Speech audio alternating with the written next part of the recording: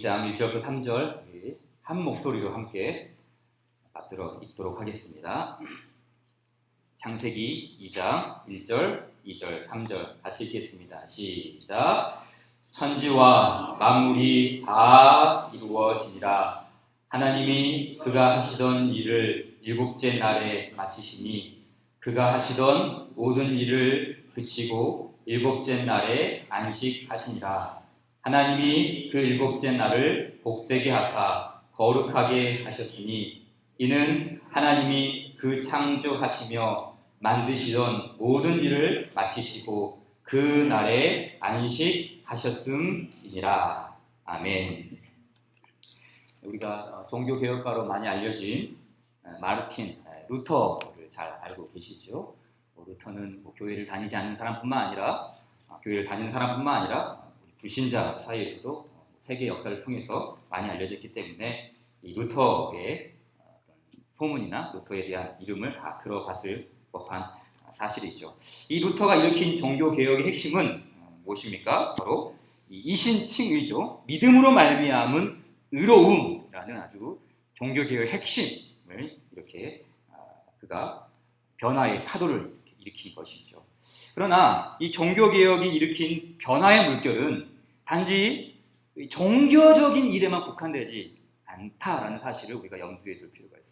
그러니까 이 루터가 일으킨 종교개혁의 물결이 단순히 교회 안에서만, 그래서 믿는 사람들 사이에서만 일으킨 변화의 물결이 아니라 세상 속으로, 사회 속으로, 그리고 온 믿지 않는 사람들까지 포함하는 그런 큰 변화의 물결을 바로 이 루터 선생이 이 세상 속에도 이 변화의 파도를 밀려왔던 것이죠. 그럼 이 종교개혁이 어떤 일을 일으켰는가? 바로 믿음으로 말미암은 의로움뿐만 아니라 바로 믿음으로 말미암은 직업, 믿음으로 말미암은 직업이 무엇인지를 이 온 세상 속에 바로 새로운 직업관, 새로운 노동관을 이렇게 변화의 물결을 가져온 것이죠. 일에 대한 가치관과 노동관의 획기적인 변화가 이 종교개혁 시대에 일으킨 것이죠. 중세 시대에는 크게 두 부류의 직업관이 있었습니다. 어떤 직업관이 있었는가? 첫째는 신령한 직업, 신령한 직분을 맡은 직업이에요. 그리고 또 하나는 신령한 직분에 반대되는 것, 뭐겠습니까? 세속적인 직분, 세속적인, 세상적인 직업을 가리키는 딱 두 가지, 이렇게 세속적인 직분, 신령한 직분 두 가지의 극단으로 나누었습니다. 그럼 신령한 직분은 어떤 게 신령한 직분이었을까요? 교화, 사제, 주교, 수도사, 신부 이런 교회와 관련된 일을 하는 사람들이 바로 신령한 직업을 가진 사람들이었어요. 오직 이런 사람들만, 신령한 직분에 속한 사람들만 하나님의 일을 하는 것이고 주님을 섬기는 일이라고 생각했던 것이죠. 반면 세속적인 직업은 어떤 것일까요? 답은 간단합니다. 교회와 관련되지 않은 모든 일은 다 신령한 일에서 제외됐어요.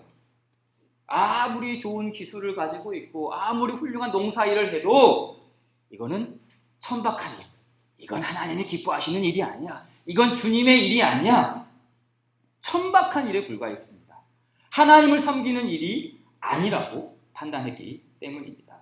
하지만 이 복음이 일으킨 변화의 물결은 믿음으로 말미암은 의로움과 동시에 이 믿음으로 말미암은 직업관을 새롭게 형성하게 됩니다. 이 루터의 말을 한번 들어보실래요? 교황, 주교, 신부, 수도사들을 신령한 직분으로 칭하면서 왕족, 귀족, 장인, 기술자, 농부들을 세속적인 직분이라고 부르는 건 모두 지어낸 소리다. 철저한 기만이요 위선이 아닐 수 없다. 그러므로 누구도 거기에 주눅들 이유가 없다.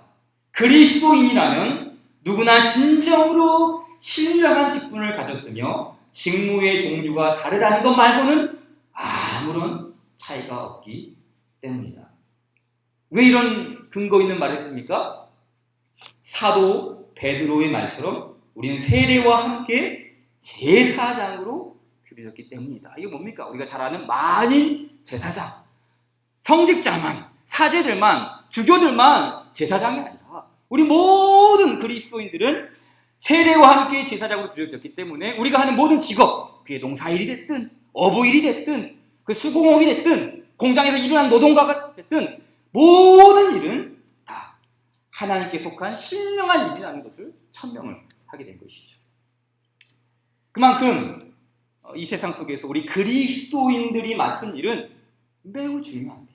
우리의 일, 우리의 수고, 우리의 땀, 우리의 기술, 우리의 노력은 이건 다 세속적인 일이 아니라 뭐예요? 신령한 일, 하나님의 일에 속한 것이기 때문이죠. 오늘 본문 말씀은 세상을 창조하신 이 하나님의 일하심에 대해서 언급을 하고 있죠. 자, 본문 말씀 다시 볼까요? 화면을 보시고 좀 읽어봅시다. 시작. 천지와 만물이 다 이루어지니라. 하나님이 그가 하시던 일을 일곱째 날에 마치시니 그가 하시던 모든 일을 그치고 일곱째 날에 안식하시니라. 하나님이 그 창조하시며 만드시던 모든 일을 마치시고 라고 했어요. 자, 이 말씀에는 하나님이 분명 무엇을 하셨다고요? 일하셨어요. 우리는 하나님이 안식하셨다라는 말에만 포커스를 맞추는데 아니요, 두 가지 다 있어요. 그래서 오늘은 이 일하심에 대해서 나올 거고 다음 주는 안식에 대해서 나올 건데 하나님 분명히 뭘 하셨어요? 일하셨어요. 일. 하나님이 일하셨다라는 이 히브리 단어는 멜라카라는 단어를 사용했는데 창세기에 딱 4번이 나와요. 4번. 2장 2절과 3절에 3번 이렇게 멜라카가 3번이 나오고 나머지 한 번은 맨 뒤에 창세기 39장 11절에 딱 한 번이 나오는데 그 말이 어떤 말이냐면 한번 읽어볼까요? 시작. 그러할 때에 요셉이 그의 일을 하러 그 집에 들어갔더니 그 집 사람들은 하나도 거기에 없었더라. 자, 보세요. 하나님이 그 일을 하셨다라는 이 말이 멜라카라는 말이 어떨 때 쓰였습니까? 인간이 노동을 하는 말과 똑같아요. 그러니까 하나님이 일하셨다라는 이 말은 우리처럼 하나님도 뭐 하셨다는 거예요? 노동하셨다는 거예요. 노동. 요셉이 지금 이 말 요셉이 관련된 말이지 않습니까? 요셉이 시대장의 관원으로서 청지기로서 일했잖아요. 일. 그 노동을 했던 것처럼 하나님 역시도 그 일, 멜라카 하셨다라고 성경은 말하고 있는 것이죠. 또한 하나님이 이렇게 일하셨다라는 이 멜라카의 의미는 이런 의미가 있어요. 테크닉, 기술, 스킬, 이런 승용공이라는 뜻이 있습니다. 자, 이 같은 말이 역대상 22장 15절에 나오는데 이런 말이 쓰였어요. 또 장인이 내게 많이 있나니 곧 석수와 목수와 온갖 일에 익숙한 모든 사람이니라 했어요. 이 말씀은 이제 성전을 건축할 때 다윗에게 솔로몬에게 주셨던 말씀인데 성전을 아무나 건축합니까? 아닙니다. 하나님의 성전은 어떤 사람들이 건축해요? 장인. 뭐요? 승용공. 건축을 아주 잘하는 승용된 사람들만이 이 하나님의 성전을 건축하는 것이죠. 그러니까 하나님께서 일하셨다라는 이 멜라카라는 말은 하나님의 일하는 솜씨가 뭐예요? 탁월했다는 거예요. 장인이었다는 거예요. 그러니까 하나님의 일하심이 그냥 뭐 대강 이렇게 나타나는 것이 아니라 아주 완벽하고 아주 탁월하게 기술과 스킬을 가지고 완벽하게 하나님께서 탁월한 장인 정신으로 그 일을 해내셨다는 것이죠. 이렇게 하나님은 일하셨습니다. 노동하셨어요. 그것도 세련된 기술과 장인의 솜씨로 세상을 창조하셨습니다. 한마디로 주님은 노동의 전문가였어요. 그렇다면 이러한 맥락에서 이런 관점에서 오늘 우리가 이 일과 관련된 말씀을 좀 받게 원하는데 저는 오늘 바로 이 직업과 관련하여서 3가지를 말씀드리겠습니다. 첫째는 하나님은 우리를 일로 부르셨다는 사실을 자각해야 됩니다.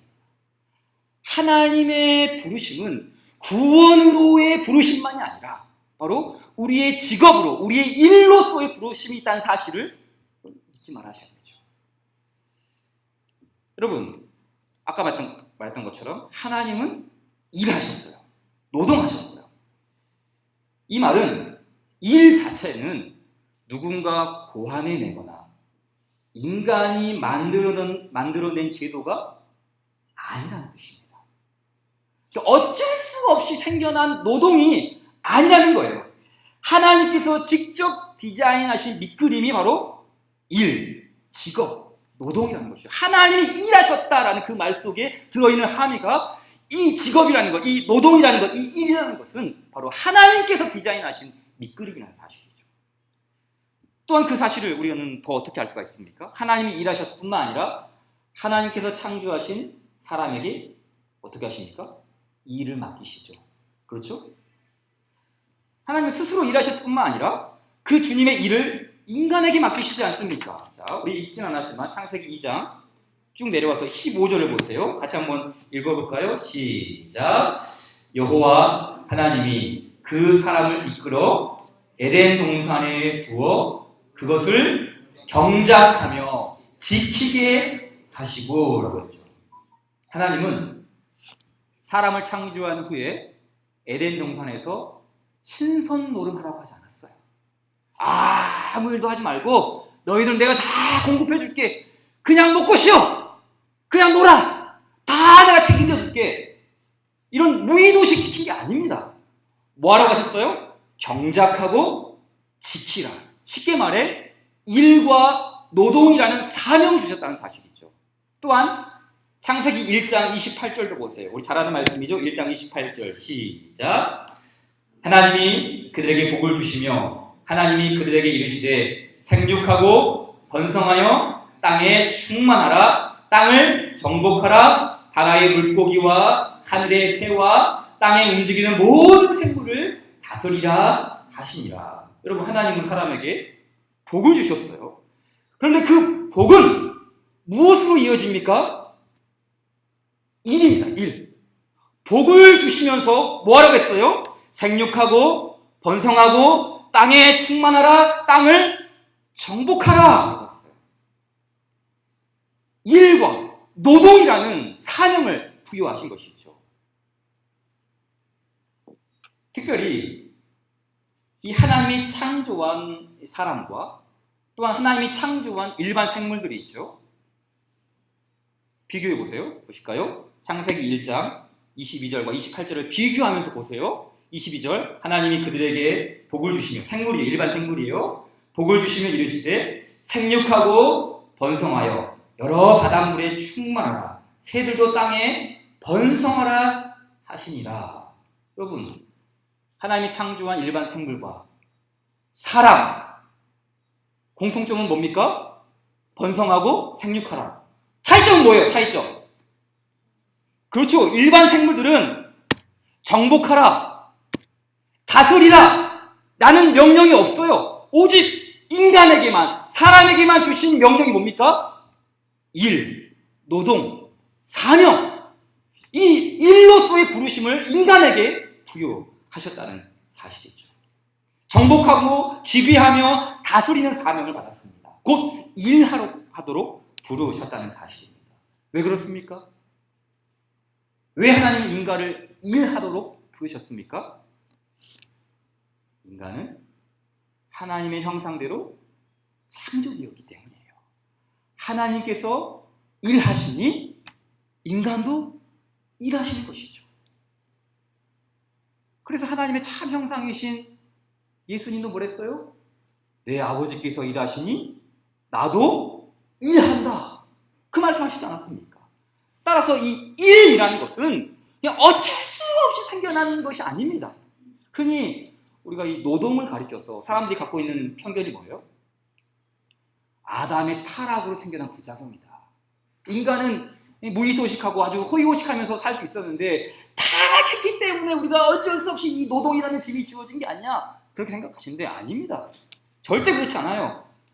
하나님이 창세기부터 일하셨어요. 이 일이라는 것 제도가 바로 하나님으로부터 출발했다는 사실이죠. 그리고 예수님도 일하시고 성령님도 뭐하고 계십니까? 일하시고 계시잖아요. 지금도 우리를 위해서 기도하고 계시고 주를 떠난 자들을 부르시고 계시고 일하시는 삼위 하나님을 우리가 볼 수 있는 거 아니겠습니까? 그러니까 일은, 이 노동이라는 것은 결코 악한 것이 아닙니다. 오히려 이 일이라는 것은 하나님께서 사람들에게 주신 선물입니다. 선물. 그래서 이 구약학자인 이 데렉 키드러라는 사람이 이런 주석을 달았어요. 참 이게 저도 보면서 기가 막혔는데, 에덴 동산에는 온갖 즐거운 것들이 가득했지만 어떤 즐거움이 가장 가득했다고요? 일하는 기쁨이 가장 즐거웠다. 참 인사이트가 되는 말씀이죠. 그러니까 에덴 동산에는 정말 좋은 것들이 많았고 가장 큰 기쁨과 즐거움이 많았지만 어떤 즐거움이 가장 좋았는가? 일하는 기쁨, 일하는 기쁨. 노동하는 즐거움, 자신의 직업을 갖는 이 기쁨이 가장 에덴 동산에서 즐거웠다는 사실을 우리가 기억해야 할 필요가 있는 거 아니겠습니까? 물론 요즘처럼 더운 날씨에 밖에서 수고하시는 분들 얼마나 일하기 힘듭니까? 또한 직업상 어쩔 수 없이 받는 그 스트레스 때문에 고생하는 분들도 많이 있죠. 그럼에도 불구하고 우리 그리스도인들이 자각해야 할 가치관은 무엇입니까? 하나님은 우리에게 일을 주셨다는 사실입니다. 하나님은 바로 그 일 속에서 우리의 보람과 기쁨을 찾게 하신 것이죠. 그래서 적어도 우리가 복음으로 말미암아 새롭게 된 사람들은 바로 이 일에 대한 가치관을 성경적으로 자각해야 되지 않겠습니까? 자, 그런가 하면 두 번째로 자연스럽게 이어지죠. 하나님은 일로 우리를 부르셨어요. 우리의 부르심은 직업과 노동과 사명이 있습니다. 그러면 이 우리를 부르신 모든 일, 모든 직업은 당연히 어떨까요? 우리가 흔히 말해 직업에 기천이 있습니까? 아니죠. 모든 일은 고귀합니다. 하나님께서 우리를 직업으로 부르셨으니 그 모든 일은 다 소중하고 고귀한 것이죠. 그러니까 우리가 이 하나님을 향해서 죄 짓는 일만 빼고는 다 고귀한 일이죠. 사실 이 하나님께서 일하셨다라는 이 창세기의 말씀은 하나님을 조금 저급한 신으로 오해할 여지가 있습니다. 이게 무슨 말인가 하면 그 고대 근동의 오래전 문화에서는 이 신이라는 존재는 절대적인 존재예요. 그러니까 이 신이라는 존재가, 여러분, 신이 일을 할까요? 신이 노동을 했다는 소리를 들어보셨습니까? 아닙니다. 신은 절대 일하지 않습니다. 우리가 잘 아는 그 그리스 로마 신화만 보더라도 신들은 일을 하지 않아요. 오히려 인간을 만든 이유가 인간에게 일을 시키려고, 자기 자신을 호의호식하고 이 인간은 일을 부려먹기 하기 위해서 이렇게 이 그리스 로마 신화 같은 경우에는 그렇게 일을 하지 않는 신과 인간은 어쩔 수 없이 일을 해야 되는 어떤 그런 묘사로 이렇게 우리 가운데 나타나고 있지 않습니까? 그러니 고대 그리스인들은 이 노동을 축복으로 여기지 않았어요. 정말 하찮은 것, 정말 어쩔 수 없이 해야 하는, 우리가 인간이 어쩔 수 없이 저주 가운데 놓여 있는 그 일, 노동, 직업, 이렇게 본 것이죠. 근데 사실 이런 고대의 문화는 오늘 우리 시대에도 거의 유사한 것 같아요. 여러분, 한 설문조사를 보니까 우리 사람들이 일을 하는 이유, 일을 하는 목적 뭘까요? 다 한 거죠. 일하는 목적이 뭡니까? 돈. 그렇죠. 왜 일을 하는가? 왜 일을 우리가 해야만 하는가? 생계 목적, 용돈, 자녀들에게 부담 주기 싫어서. 다 뭐와 관련 있어요? 돈. 그러니까 생계를 위해 어쩔 수 없이 일하는 거예요. 입에 풀칠하기 위해서 어쩔 수 없이 일하는 거예요. 그러니까 이러한 그 가치관이 우리에게 자리 잡다 보니까 어떤 부작용이 작동됩니까? 수입이 작거나 혹은 지위가 낮은 직종은 인간의 존엄성을 해친다고 그렇게 하게 돼요. 우리가 흔히 우리 옛날에 어른들이 그랬잖아요. 우리 아들 자식들이 저 예술 하겠습니다. 그럼 뭐래요, 어른들이? 뭐라고? 예술을 한다고? 그런 일을 해가지고 입에 풀칠이라도 하겠니? 기술을 배우든지 공무원을 하든지 남들이 알아주는 일을 해야 할 거 아니야. 근데 잘 생각해보면 사실은 우리의 그 사상도 여기에 편승하고 있는 거 아닙니까? 우리 역시도 이 일에 대한 가치관을 조금 돈 많이 버는 것, 남들이 알아주는 직업, 여기에 우리도 따라가고 있다는 사실을 부인할 수가 없는 것이죠. 그러나 우리 하나님께서 하셨던 그 일을 생각해 보십시오. 창세기 1장과 2장에 보게 되면 창조주는 어떤 일을 하십니까? 우리 창조주 하나님 어떤 일을 하십니까? 흙으로 인간을 빚으십니다. 그리고 그 코에 생기를 불어넣으시죠. 그리고 그 사람이 살 수 있는 에덴 동산을 창설하십니다. 자, 이 에덴 동산을 창설했다는 말이 2장 8절에 나오는데요. 한번 같이 읽어볼까요? 시작.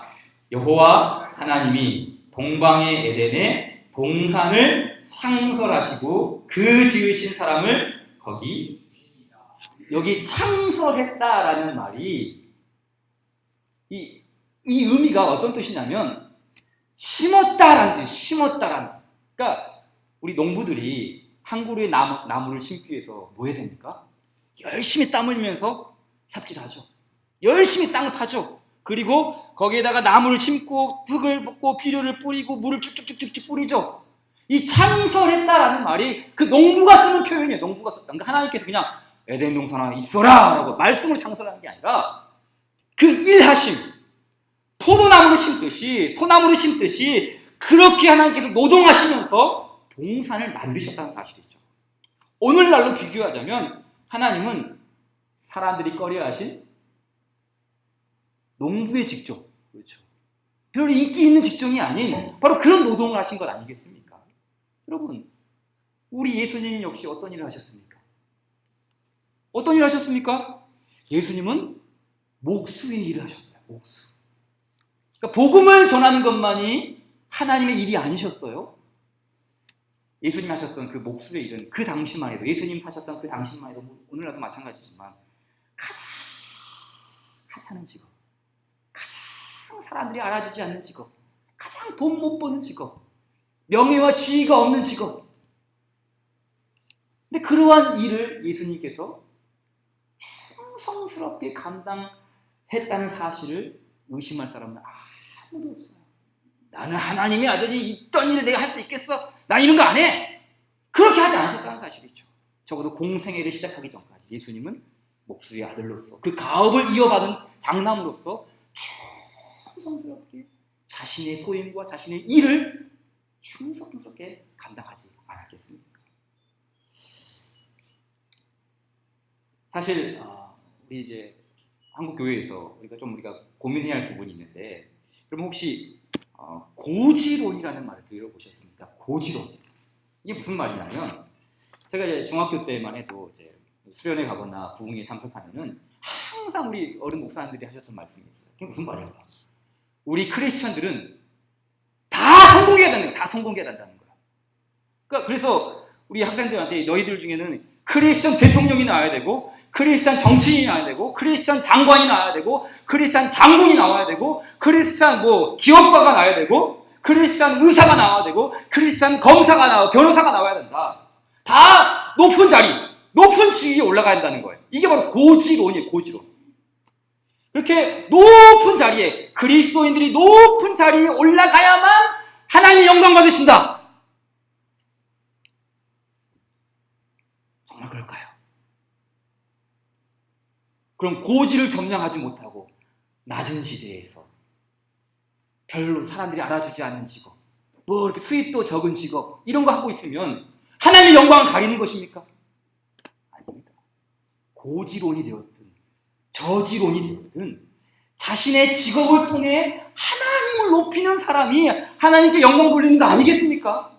그래서 우리의 그 직업은 우리의 지위에 높고 낮음에 상관없이, 수입에 많고 적음에 상관없이 자신의 일을 뭘로 생각해야 돼요? 소명. 하나님이 나에게 맡겨주신 소명, 나에게 부르신 소명이라는 사실을 자각해야 되는 것이죠. 고린도전서 7장 17절 말씀을 한번 같이 읽어보겠습니다. 시작.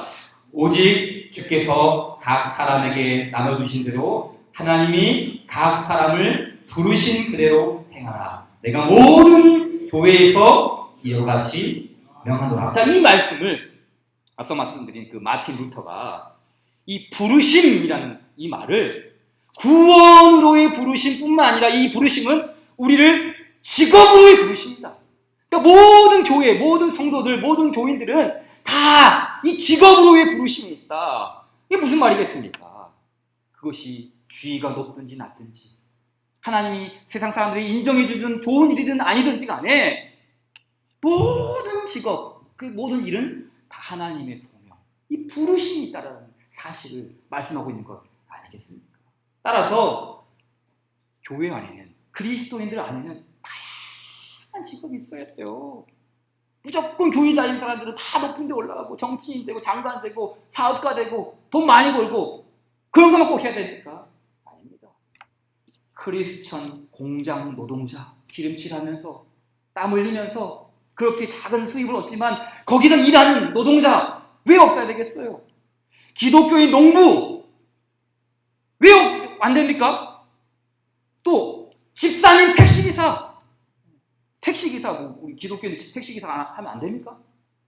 또 기독교인 비정규직 사원, 하나님 복을 주셔서 물론 우리가 정규직 되면 좋겠지만 비정규직이면 어떻습니까? 기독교인 비정규직 사원도 필요하지 않겠습니까? 또 장로님, 경비원, 우리는 뭐 장로님 되면 다 훌륭한 사람, 돈 많이 버는 사람 그렇게 생각하는데 아니요. 저 예전에 섬겼던 교회 중에 장로님 한 분 참 겸손하시고 하셨던 분이 계셨는데 직업이 뭐였냐면 경비원, 아파트 경비원 그 매주 돌아가면서 교대 근무하시는데 주일 지키기 위해서 날 새면서까지 와가지고 이렇게 하시는, 얼마나 대단합니까? 경비원 그게 뭐 안 좋은 일입니까? 아니죠.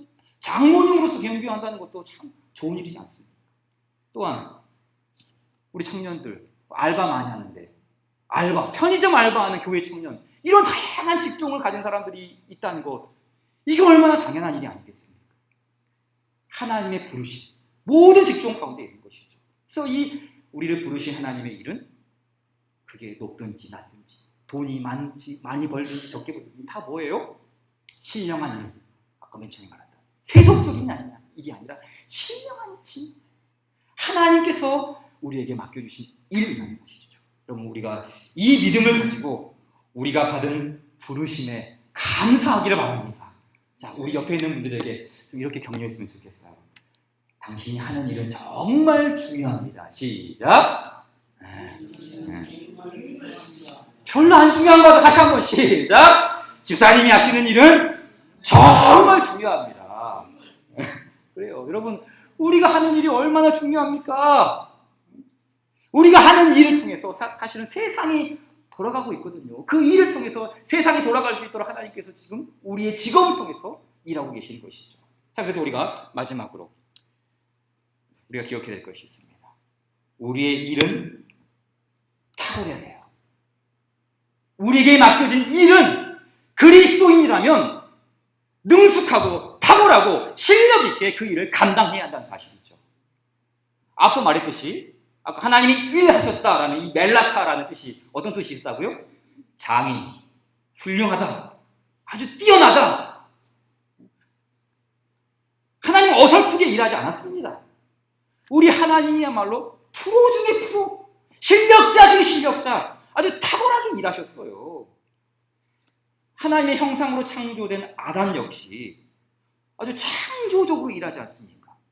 각종 생물들의 이름을 짓게 하고요, 문화를 창출하게 하고요, 타락하기 전까지만 해도 일을 정말 잘했습니다. 여러분, 이 일을 잘했다라는 이 말씀에는 두 가지 의미가 있어요. 일을 잘했다라는 이 말은 하나는 실력 있게 일을 했다는 사실이에요. 실력 있게 일했다는 사실이에요. 그리고 또 하나는 무엇일까요? 일을 잘했다라는 말 속에는 어떤 의미가 있죠? 최선을 다했다는 거죠.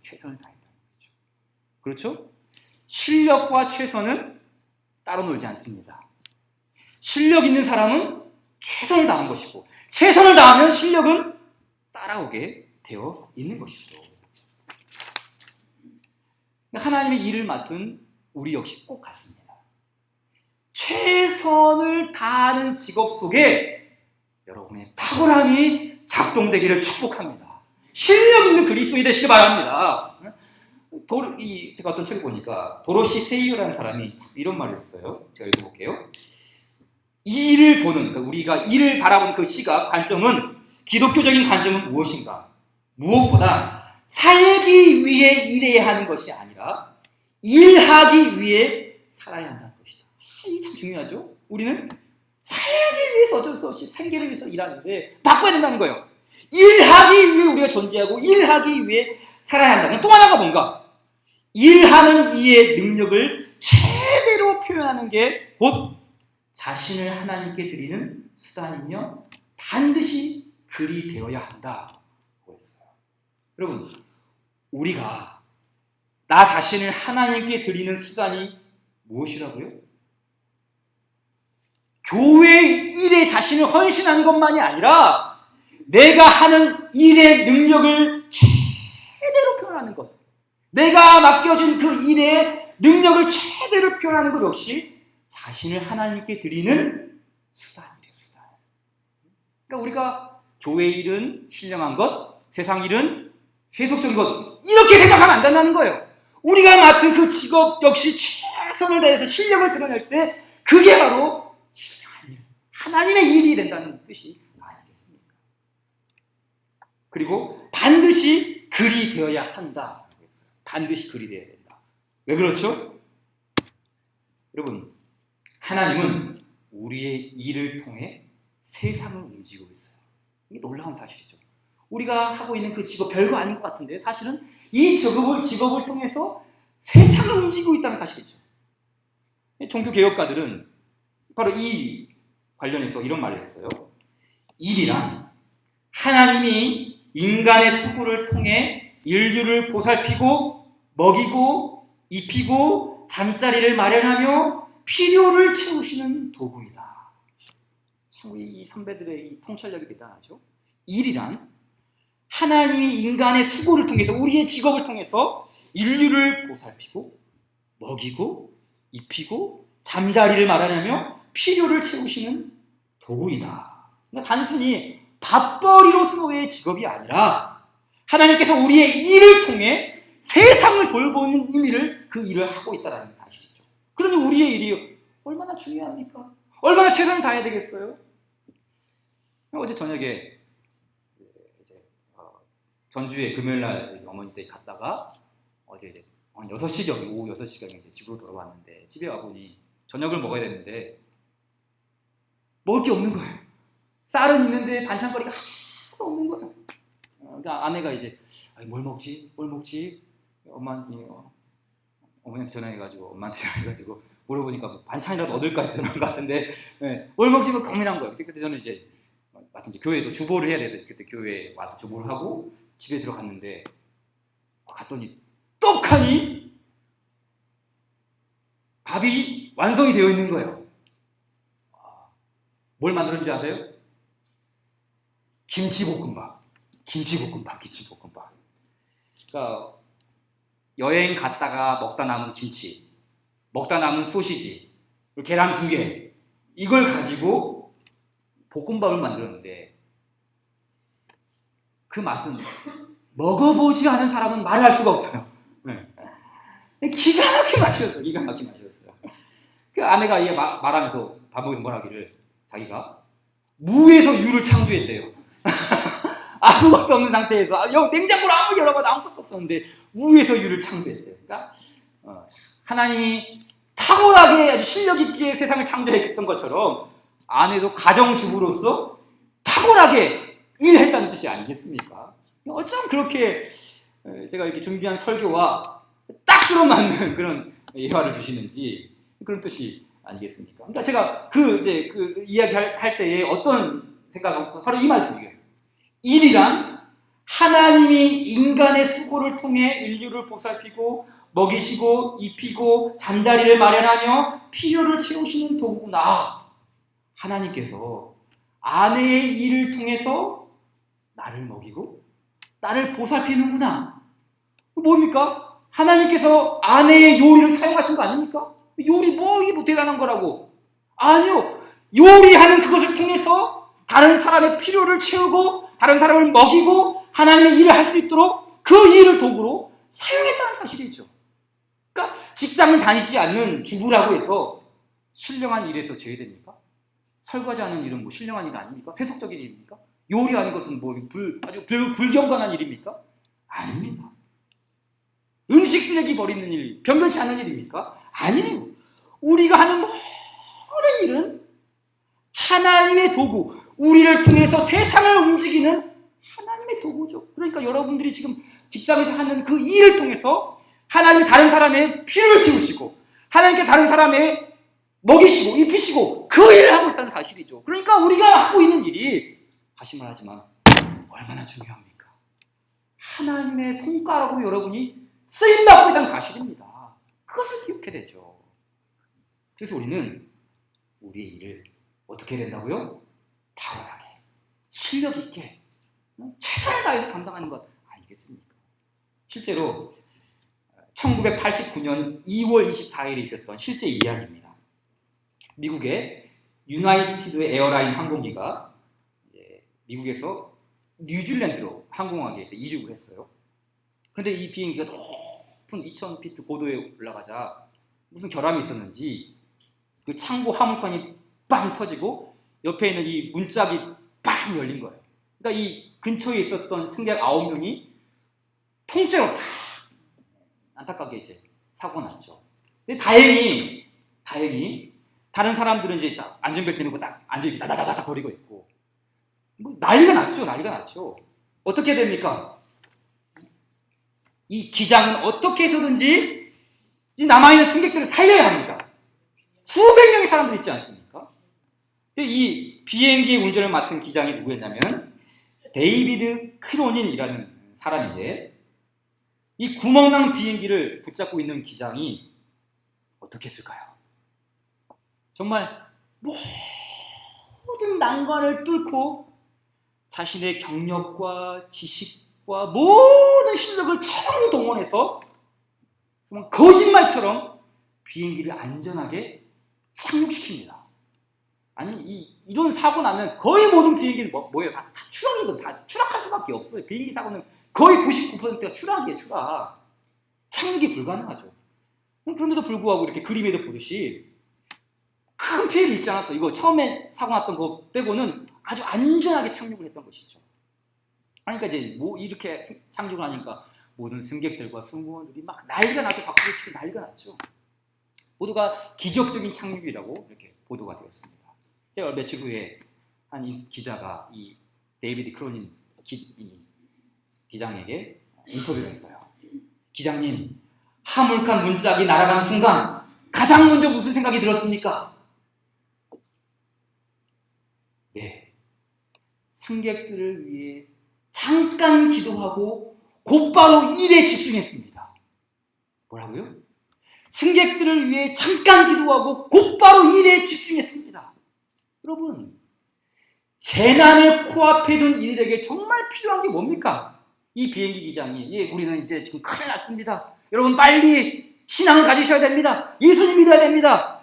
자신의 신앙이 뭔지, 자신의 인생이 어떻게 살았는지 미주알 고주알 이야기하는 것이 아니라 자신이 조종사로서 그 위기의 순간에 얼마나 탁월한 실력을 갖추고 있는지 그 실력을 보여줘야 하는 거 아니겠습니까? 그래서 잠깐 기도하고 일에 집중했다 하지 않았습니까? 마치 우리 구약의 느헤미야 같은 사람 아닙니까? 다니엘 같은 사람 아닙니까? 잠깐 기도하고 나는 일에 집중했습니다. 여러분, 우리가 세상에서 하나님을 섬기는 방법, 교회에서만 하나님을 섬기는 방법이 아니라 세상에서 하나님을 섬기는 방법이 여러 가지가 있어요. 예를 들면 식사 시간에 기도를 한다든지, 자신의 신앙을 다른 사람에게 고백한다든지, 성경을 읽는다든지 여러 가지가 있을 수 있습니다. 그러나 이런 것만 있는 거 아닙니다. 우리가 세상에서도 하나님을 섬기고 있음을 확인하는 방법은 우리에게 맡겨진 일을 능숙하게 하는 거예요. 우리에게 맡겨진 일을 능숙하게 하는 것. 그 실력을 보여주는 것. 이게 바로 우리가 세상에서도 하나님을 섬기는 방법이다라는 사실을 성경이 보여주고 있고 우리 믿음의 선진들이 보여준 건 아니겠습니까? 이제 마지막으로 이 이야기 하나만 하고 마치도록 하겠습니다. 제가 이제 개인적으로 이번 여름에 꼭 방문해 보고 싶은 이제 휴가지가 있었습니다. 휴가지. 거기 어디냐면 거기 경상북도 외관, 칠곡 외관 들어보셨습니까? 처음 들어보죠. 저도 처음 들어봤는데 시골 꼴짝인 경상북도 외관, 칠곡 외관이라는 곳에 가면은 수도원이 있어요. 수도원. 말 그대로 수도원이기 때문에 뭐 아이들을 데려갈 수 있는 것이 아닙니다.